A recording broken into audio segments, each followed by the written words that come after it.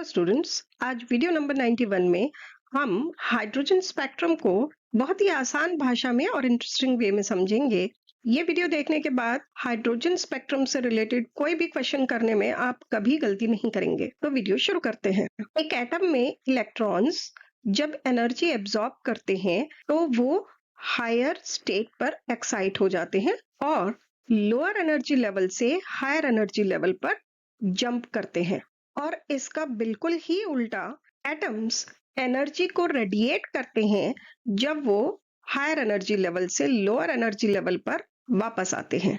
जो दो energy levels हैं उनको डिस्टिंग्विश करने के लिए, उनके बीच में डिफरेंस करने के लिए हम ज्यादातर लोअर एनर्जी स्टेट को N1 और हायर एनर्जी स्टेट को N2 से डिनोट करते हैं।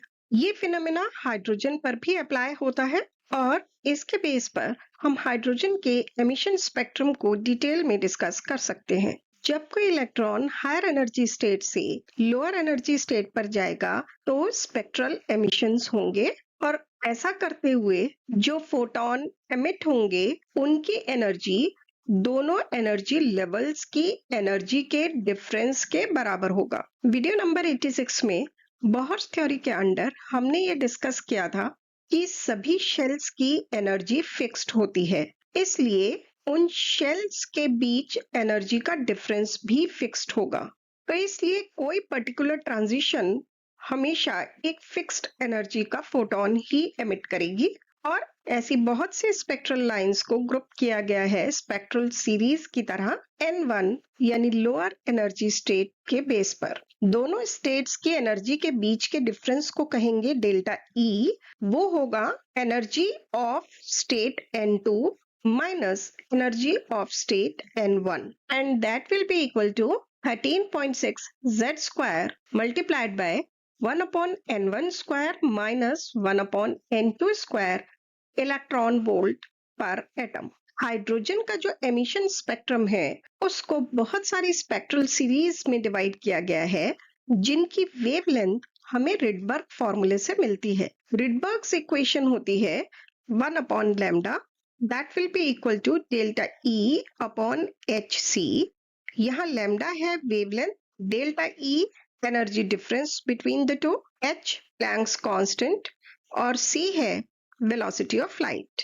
1 upon lambda will be equal to wave number जिसे हम डिनोट करते हैं न्यू बार से and that will be equal to RH multiplied by 1 upon N1 square minus 1 upon N2 square multiplied by Z square।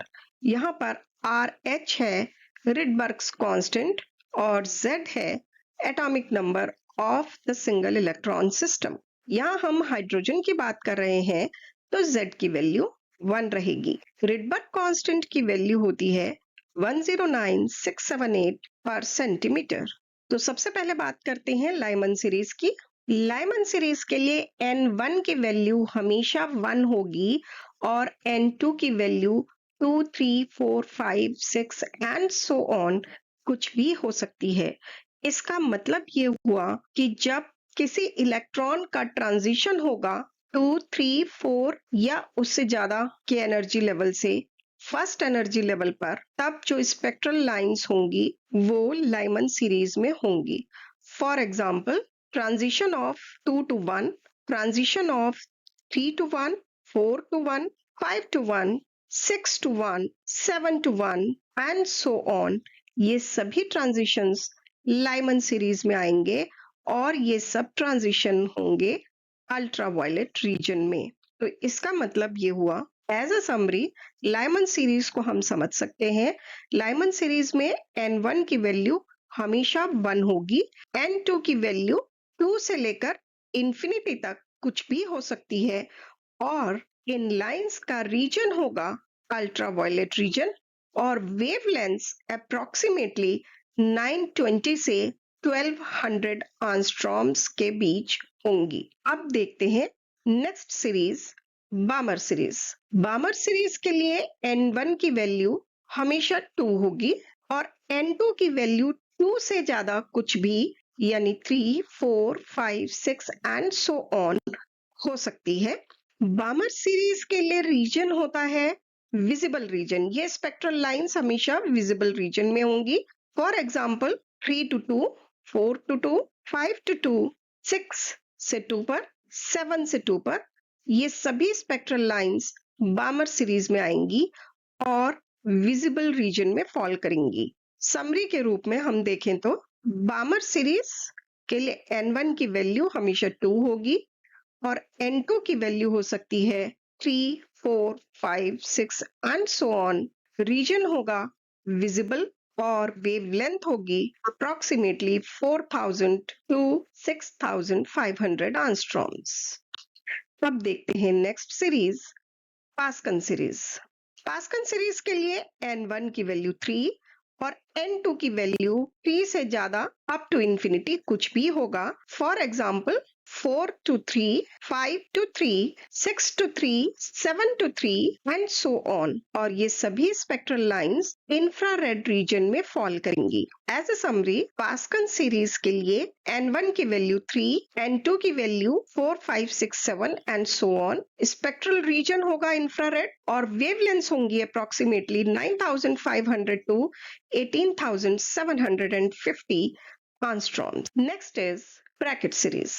n1 की value होगी 4 और n2 की value होगी 4 से ज्यादा टू इंफिनिटी कुछ भी। इसका भी रीजन होगा इंफ्रारेड। एग्जाम्पल के लिए 5 to 4, 6 to 4 एंड 7 to 4, ये सभी स्पेक्ट्रल लाइंस ब्रैकेट सीरीज में होंगी और इंफ्रारेड रीजन में ही फॉल करेंगी। सम अप करें तो ब्रैकेट सीरीज के लिए n1 की वैल्यू 4, n2 की वैल्यू 5, 6, 7 टू इंफिनिटी। रीजन होगा इंफ्रारेड और वेवलेंथ्स होंगी approximately 19450 to 40500 angstroms. Pfund series की बात करें तो n1 की वैल्यू 5 होगी और n2 की वैल्यू 5 से ज्यादा 6, 7 अप टू इंफिनिटी कुछ भी हो सकती है। For example transition from 6th shell to 5th shell Pfund series में आएगा और ये पड़ेंगी इंफ्रारेड रीजन में। इसी तरीके से 7th shell to 5th shell का ट्रांजिशन भी पी-फंड सीरीज में आएगा और ये भी इंफ्रारेड रीजन में होगी। तो पी-फंड सीरीज के लिए n1 की वैल्यू होगी 5 और n2 की वैल्यू 6, 7, 8, 9 अप टू इंफिनिटी कुछ भी हो सकती है। रीजन होगा इंफ्रारेड और वेवलेंथ होंगी लाइंस की अप्रोक्सीमेटली 37,800 से 75,000 तक। इस टेबल में सभी स्पेक्ट्रल लाइंस की समरी दी गई है।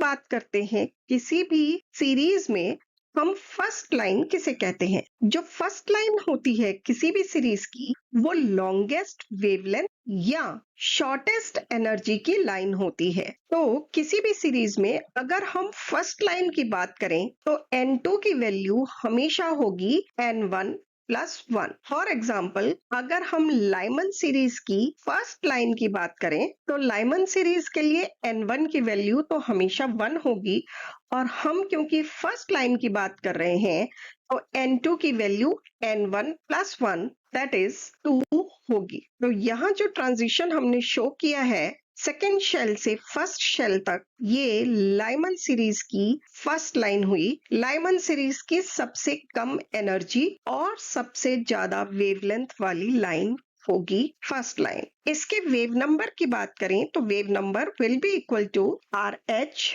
Multiplied by 1/1 square minus 1/2 square into Z²।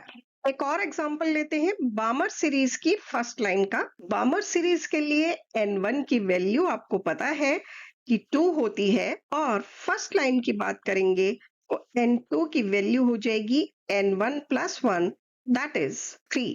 तो जो ट्रांजिशन हम यहाँ शो कर रहे हैं थर्ड शेल से सेकेंड शेल पर, ये ट्रांजिशन बामर सीरीज की फर्स्ट लाइन होगी, यानी बामर सीरीज में सबसे कम एनर्जी और सबसे ज्यादा वेवलेंथ वाली लाइन। इसका वेव नंबर होगा RH multiplied bye 1/2 square minus 1/3 square multiplied bye Z²। ये ध्यान रखें कि Z की वैल्यू हाइड्रोजन के लिए हर केस में 1 होगी। इसी तरीके से अगर हम सेकेंड लाइन, थर्ड लाइन या फोर्थ लाइन की बात करें तो n2 की वैल्यू सेकंड लाइन के लिए n1 प्लस 2, थर्ड लाइन के लिए n1 प्लस 3 और फोर्थ लाइन के लिए n1 प्लस 4 होगी।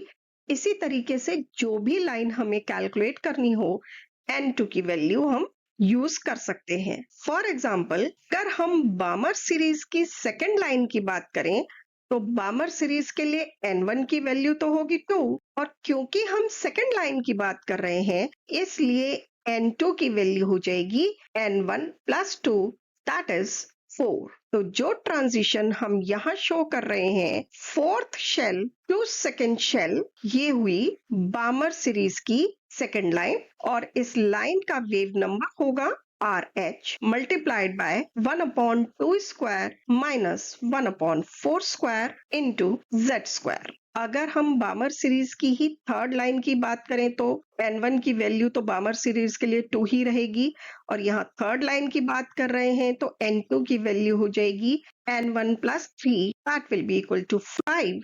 और हम यहाँ वो ट्रांजिशन शो कर रहे हैं फिफ्थ शेल से सेकेंड शेल पर। ये बामर सीरीज की थर्ड लाइन है जिसका वेव नंबर होगा 1 upon 2 square minus 1 upon 5 square multiplied by Z square.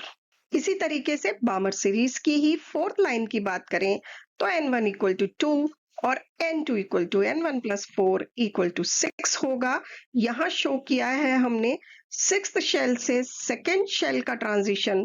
ये बामर सीरीज की फोर्थ लाइन हुई और इसका वेव नंबर हुआ RH multiplied by 1 upon 2 square minus 1 upon 6 square multiplied by Z square. अब बात करते हैं सीरीज लिमिट या लास्ट लाइन की।